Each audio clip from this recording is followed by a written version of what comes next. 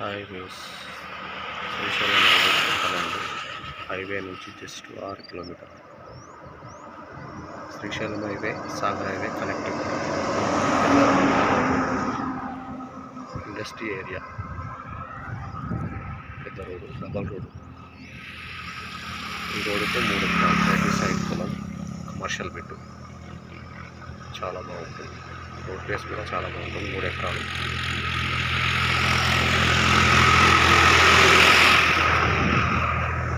Srisailam Sagar highway connectivity road. Amangal to Madugulu వెళ్ళే road, పెద్ద road.